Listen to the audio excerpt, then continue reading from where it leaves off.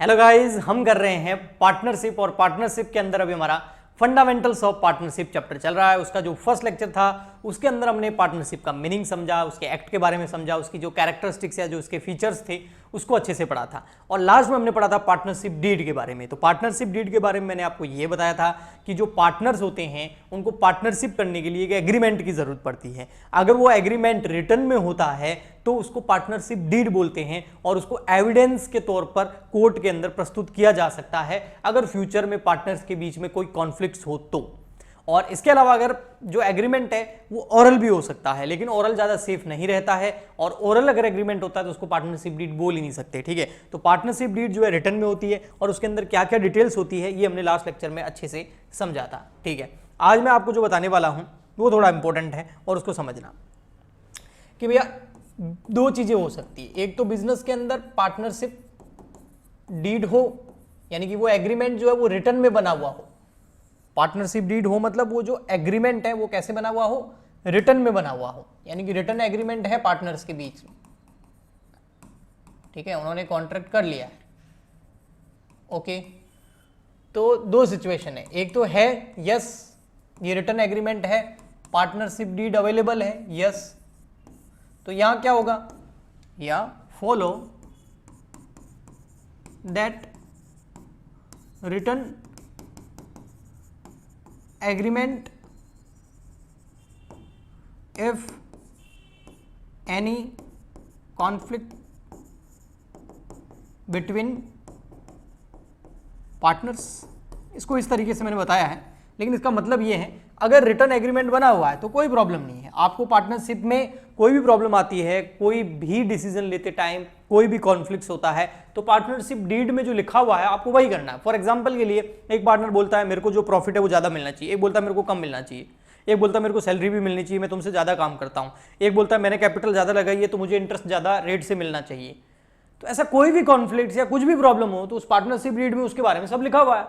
अब नया पार्टनर आ रहा है, एक बोल रहा है नहीं आना चाहिए, तो अब पार्टनरशिप डीड उसके बारे में क्या बोलती है। तो बस अगर कोई कॉन्फ्लिक्ट हो गया तो उसको शुरू में कैसे उसका सेटलमेंट करेंगे उसका भी पार्टनरशिप में लिखा होगा, उस डीड के अंदर, उस एग्रीमेंट के अंदर, तो उसको फॉलो करना है। बट अगर पार्टनरशिप डीड है ही नहीं, नो, पार्टनरशिप डीड है ही नहीं मतलब रिटर्न एग्रीमेंट नहीं है, इसका मतलब उन्होंने ऑरली कोई एग्रीमेंट किया होगा। तो इस केस में क्या होता है, in the absence of most important, ये टॉपिक है ये जो मैं बता रहा हूं मोस्ट इंपोर्टेंट है ना, in the absence of partnership deed या return agreement following rules are applicable.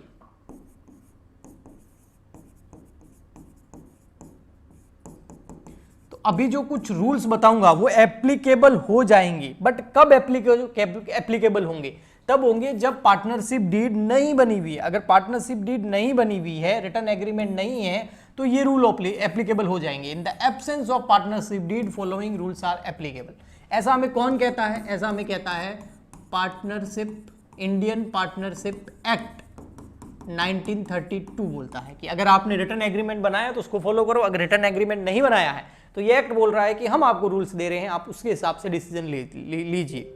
अब होता क्या है, एग्जाम के अंदर इस टॉपिक से रिलेटेड, ये जो रूल्स बता रहा हूं इससे रिलेटेड हमेशा क्वेश्चन आता ही आता है, यानी कि मस्ट है।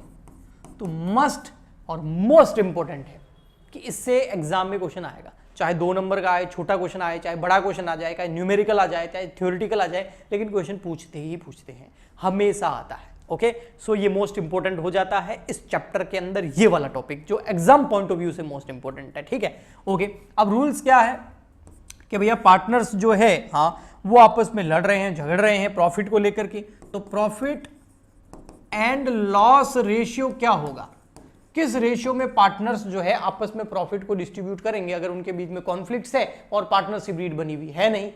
तो पार्टनरशिप एक्ट 1932 बोलता है इक्वली, बराबर, इक्वल रेशियो में, है ना। 3 पार्टनर है तो 1:1:1:1:1, 4 है तो एक और 1 लग जाएगा, है ना। जैसे 1 लाख का प्रॉफिट हुआ, 4 पार्टनर है तो 25,000 पर पार्टनर, किसने कितनी कैपिटल लगाई, किसने कितनी मेहनत करी, कोई मतलब नहीं है।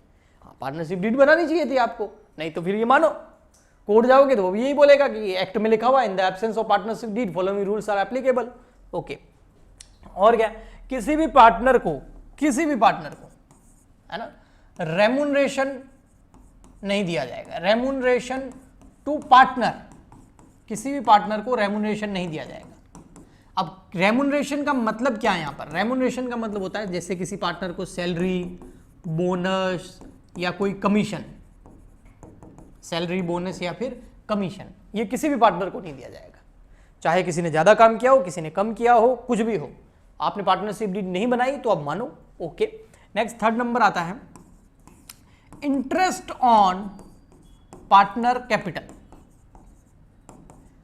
हम 11th क्लास के अंदर पढ़ते थे, जब सोल प्रोप्राइटरशिप करते थे ना, तब हमने पढ़ा था कि जो कैपिटल होती है उसके ऊपर इंटरेस्ट पे करता है बिजनेस, किसको? अपने ओनर को, क्योंकि अकाउंटिंग पर्पज से business and businessman, partner and partnership firm both are separate for the purpose of accounting. तो यहां पर interest on partner capital, partners ने जो उस फर्म में कैपिटल लगाई है उसके ऊपर फर्म उनको क्या इंटरेस्ट देगी? अगर पार्टनरशिप डीड बनी होती, उसमें इंटरेस्ट की रेट लिखी होती तो देते, पार्टनरशिप डीड नहीं बनी हुई है तो किसी प्रकार का कोई इंटरेस्ट नहीं दिया जाएगा किसी भी पार्टनर को, उनकी कैपिटल के ऊपर बात कर रहा हूं। इंटरेस्ट ऑन कैपिटल 0 है। Okay, interest on partners capital की जो इंटरेस्ट की रेट है वो 0 है, नहीं दिया जाएगा। Okay, next fourth number, interest on partners drawing.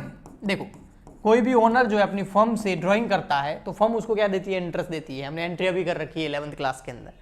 यहां पर नहीं भैया, क्यों नहीं? क्योंकि आपने पार्टनरशिप डीड नहीं बनाई ना, तो आपने पार्टनरशिप डीड क्यों नहीं बनाई? पार्टनरशिप डीड बनाते तो उसमें इंटरेस्ट ऑन ड्राइंग की रेट आप बता देते, अब नहीं बनाई है तो भैया नहीं। तो सिंपल है, देखो, प्रॉफिट एंड लॉस इक्वल, किसी भी पार्टनर को कोई रेमुनेशन नहीं देना है, किसी भी पार्टनर को उसकी कैपिटल के ऊपर इंटरेस्ट भी नहीं देना है, किसी भी पार्टनर से उनकी ड्राइंग के ऊपर इंटरेस्ट फर्म लेगी भी नहीं। ओके, हाँ, एक मोस्ट इंपॉर्टेंट पॉइंट है जो एग्जाम में कई बार पूछा जाता है, 5th पॉइंट, वो क्या है? जो इंटरेस्ट पे किया जाएगा, इंटरेस्ट ऑन पार्टनर लोन। अगर फर्म ने, पार्टनरशिप फर्म ने पार्टनर से लोन ले रखा है तो फिर यहां पर जो फर्म है, पार्टनरशिप फर्म है, जो बिजनेस है, वो पार्टनर को जो उससे लोन लिया है उस लोन पर इंटरेस्ट पे करेगी, लेकिन उसकी रेट फिक्स है। कितनी? 6% फिक्स है, 6% पर एनम। अब कोई बोले सर अगर पार्टनरशिप डीड बनी होती और वहां पर 10% लिखा होता तो इसको मानते, 8% लिखा होता, 4% लिखा होता तो इसको मानते, लेकिन यहां पर प्रॉब्लम यही तो है ना कि पार्टनरशिप डीड नहीं बनी हुई और पार्टनर से आपने लोन ले रखा है, आपने मतलब फर्म ने ले रखा है, बिजनेस ने ले रखा है, पार्टनरशिप फर्म ने ले रखा है, तो फिर उस पार्टनर को जो उससे लोन लिया है उसके ऊपर 6% पर एनम की रेट से इंटरेस्ट पे किया जाएगा। ये पार्टनरशिप एक्ट 1932 बोलता है, in the absence of partnership deed following rules are applicable, profit and loss equal बांटा जाएगा, किसी भी पार्टनर को रेमुनेशन नहीं देंगे, इंटरेस्ट ऑन कैपिटल नहीं देंगे, इंटरेस्ट ऑन ड्रॉइंग नहीं लेंगे, लेकिन इंटरेस्ट ऑन पार्टनर लोन की रेट जो है वो 6% पर एनम है। आगे आपको समझ में, ठीक है? अब ज्यादा इसके ऊपर मैं डिस्कशन नहीं करूंगा, हम चलते हैं आगे। आगे कुछ एक पॉइंट है जिसके बारे में मैं बता देता हूं। ये वही था कि पार्टनरशिप अगर डीड अवेलेबल नहीं हो तो उस समय जो है 1932 इंडियन पार्टनरशिप एक्ट 1932 के प्रोविजन अप्लाई हो जाते हैं, तो वो मैंने आपको डिटेल के अंदर अच्छे से बता दिया। यहां देखिए, some other important provision of the Indian partnership act 1932, कुछ और इंपॉर्टेंट प्रोविजन है। क्या है? इफ ऑल द पार्टनर, अगर सारे के सारे partner, if all the partners are agreed, अगर सारे के सारे पार्टनर क्या हो जाए? एग्री हो जाए, a minor may be admitted for the benefit of partnership.